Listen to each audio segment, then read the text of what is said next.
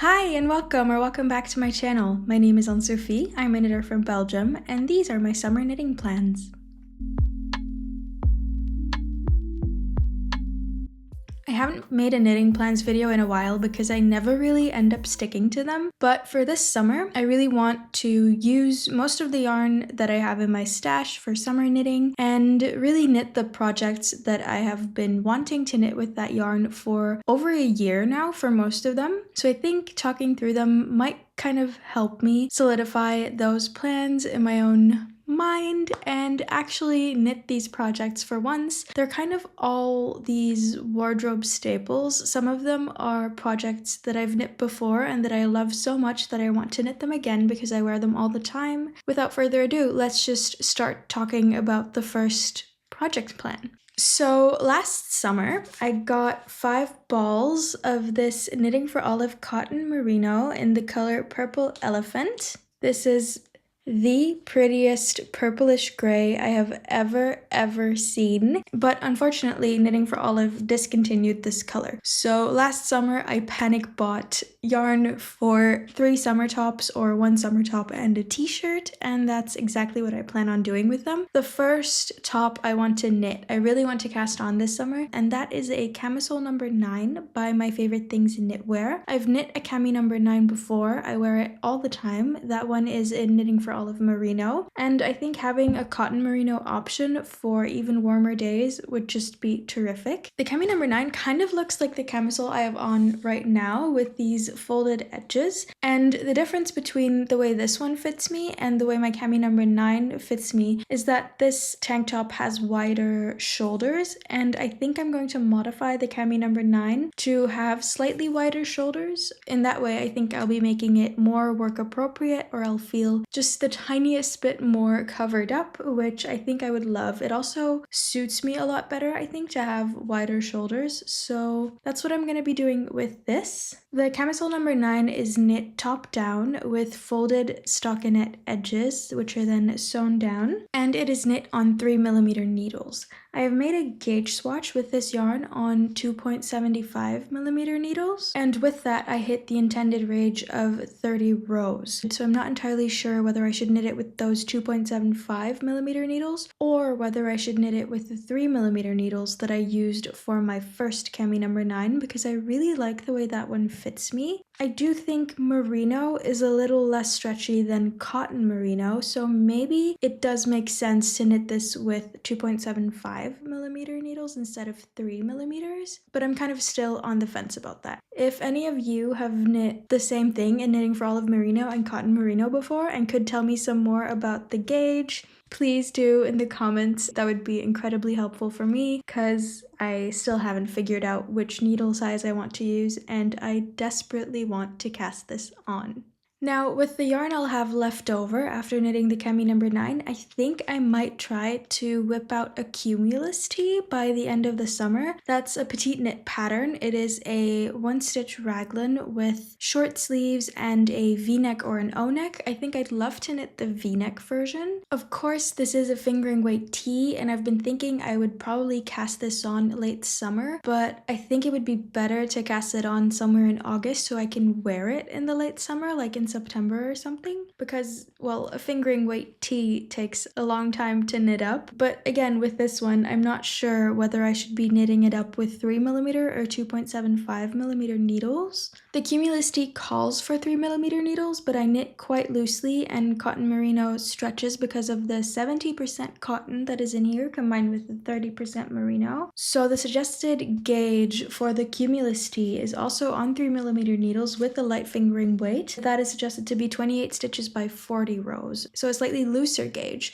which gets me to thinking I might need to use a 3mm needle for the Cumulus blouse, but a 2.75mm needle for the camisole number 9. I think that makes sense, and that's probably what I'm going to do. I said I want to knit some really good wardrobe staples and basics, and I think the ideal pattern for such a project is the Mixed Rib Cami by Florence Miller. I bought this yarn earlier this year for specifically that project. This is also Knitting for Olive, but the merino in the color Artichoke Purple. I think this would look absolutely stunning in the boat neck mixed rib top. The shoulders on this top also come pretty wide, so I think that would be perfect to wear to work or to go out to a restaurant or for a little cute coffee date. I think the project looks extremely versatile, and as with the Cami number 9 and the Cumulus blouse, there's a reason everyone's been knitting those patterns. So I haven't knit the mixed rib cami yet, but I do feel like it would fill a gap in my wardrobe, and yeah, that's what I'm gonna try to do this summer. I think it's going to be very exciting. The mixed rib cami also calls for a light fingering weight yarn, which Knitting for Olive Merino is, and it calls for a gauge of 30 stitches by 38 rows in the mixed rib stitch. So I'm thinking I'll gauge swatch with the 2.75mm needles because I am a relatively loose knitter. So perhaps on the 3mm needles I won't get gauge, and I'll just anticipate needing to size down my needles. It also calls for 2.5mm needles for the I-cord edges to finish off the summer top, which I think look absolutely stunning, and I really like doing I-cord, although I'm also knitting a full, like a meaty length fingering weight dress that I'm trying to finish this summer, and that has I-cord finishings all over again, so I might need to retract that statement later on after doing those I-cord finishings, but for now, I'm still really excited to be knitting that I-cord. I have seen that some people have some gauge issues with this pattern in the sense that when they switch from knitting flat to knitting in the round for the body of the top, the distance between the stitches in the ribbing kind of changes. If I end up having that pretty badly, I think I'll end up knitting the project flat entirely and seaming the sides. That would probably lend it some more structural integrity, as people like to say. I think that would be an easy solve, and I'm not necessarily worried if that's gonna happen. I'll just need to purl a few more stitches through the back loop than I would if I would be knitting the body in the round. Before we move on to some more fun and less basic projects that I have planned, I'd like to talk about something different. In summer, I try to wear a bit less base makeup because of the heat, but I do end up feeling a little bit more self-conscious when I have less makeup on. And I've actually found the perfect solution to that because FOREO Sweden, a brand that I've been a customer with for years, reached out to me to ask me if they could send me their FOREO Bear 2 device. I've been using the FOREO Luna Mini 3 for years now, and I absolutely swear by this device. I bought this with my own money, so when they reached out to ask me if I wanted to try out this product, I was incredibly excited. The FOREO Bear 2 is a microcurrent sculpting device. You use the FOREO Bear right after cleansing your face and after applying the FOREO Supercharged Serum. You then use the Bear either by manually selecting some settings in the FOREO app or by using a guided treatment, which I'm doing right here. I must note I have some perioral dermatitis going on. That's been there since weeks before I received the FOREO product, so is fully unrelated. After finishing your routine, you just continue your skincare as usual, et voila! I've been using this for a little over a week now, and I've already noticed some serious differences in the plumpness of my skin, the way my face feels more contoured. It's just a really nice part of my skincare and self-care routine right now. If you're interested in trying the FOREO Bear 2 or a different FOREO device, head over to their website because they're having a birthday sale right now, and I also have a 35% discount code. So if you want to try out one of their products, now really is the time. I hope you enjoy your FOREO device just as much as I do. Now, the last bit of Knitting for Olive yarn I had in my big Knitting for Olive order in the late winter, early spring was this Knitting for Olive Merino in the color Dusty Dove Blue. This is just an absolutely stunning soft blue that I want to use for a BARBROE blouse by Knitting for Olive themselves. I actually got the Knitting for Olive book. It's right over there in my knitting cabinet, and it has so many fun patterns, but the BARBROE blouse is one of them. It is an all-over feather and fan lace knit garment knit from the bottom up with long sleeves and a mock neck and a cute keyhole detail with 3 buttons in the back, which I absolutely absolutely adore the look of. This is definitely going to be a labor of love, but I've been wanting to knit this since forever, and now that I have the yarn in stash, I could really see myself cast this on this summer. The BARBROE blouse is knit on 3mm needles in its entirety with an intended gauge of 20 stitches by 40 rows. Definitely going to be a beast of a project, but I am very excited to knit it nonetheless. I've really been in my lace knitting era, and I think the BARBROE blouse is really the next logical step in my lace discovery journey, or whatever you want to call it.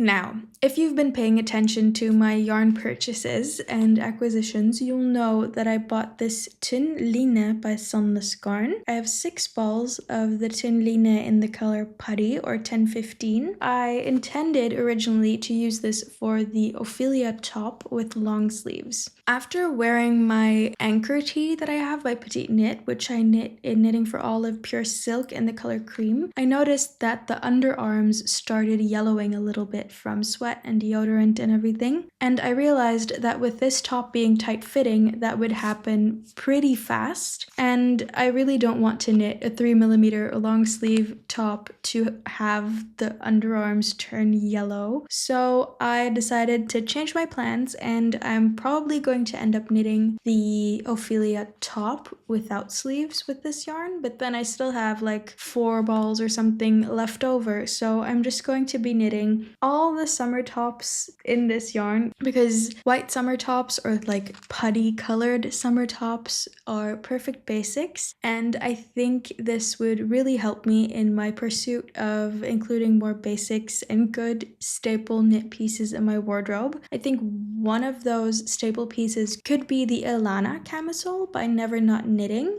I bought this pattern I think 1 or 2 years ago with the intention of making it immediately, but I never did. So having this yarn right now and having that pattern, I think it would just be the ideal opportunity. The ILANA camisole is a V-neck camisole with all over teeny tiny cables. It's quite cropped, and I think it looks beautifully elegant, complicated enough to stay interesting for a 3mm knit, I think also. Yup, 3mm knit with an intended gauge of 26 stitches by 31 rows in the cable stitch. I think I'll definitely have enough of this yarn to whip out that summer top and an Ophelia tank and the LOUISA top that I've already been knitting and actually almost finished, so you'll see that in my next podcast. So yeah, I'm actually glad I ended up buying all this basic neutral colored tynn line so I can knit all of the basic putty colored tank tops that I need in my wardrobe.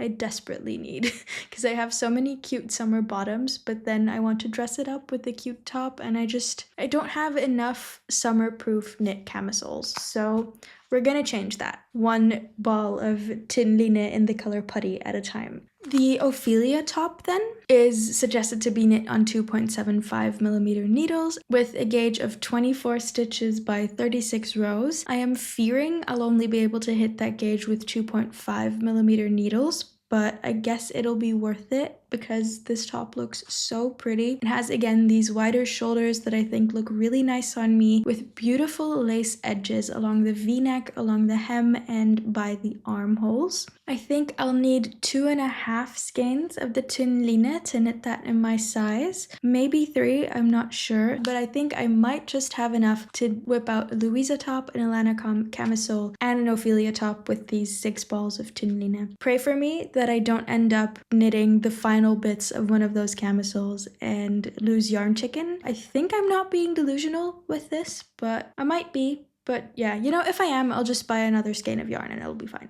I just hope I won't have to, and that this vision will be visioning and just work out, you know? The next projects are all projects that I don't yet have yarn for. I also don't own these patterns, but I've been really interested in trying out Filcolana Merci yarn. This is also a light fingering weight summer yarn, and it is 50% cotton and 50% merino. It comes in all of these beautiful colors, and I have several projects that I think I could knit up with that yarn. You get 200 meters per 50 grams, so it's just slightly thicker than the Knitting for Olive fingering weights, but I think it would work perfectly for any pattern that calls for a fingering weight yarn, evidently. The first pattern I've been looking into is the Hope Top by Gudrun Fesl. This is again a V-neck, wide shoulder strapped camisole. It has these very dainty and delicate lace edges in the same spots where the Ophelia top has lace edges, and it looks just perfectly delicate, perfectly simple, but still, I don't know, dressed up enough to wear it for any occasion. I could wear it to work with some jeans, I could wear it to a restaurant with a fancy skirt. It's just, I don't know, it looks like the perfect summer top to me.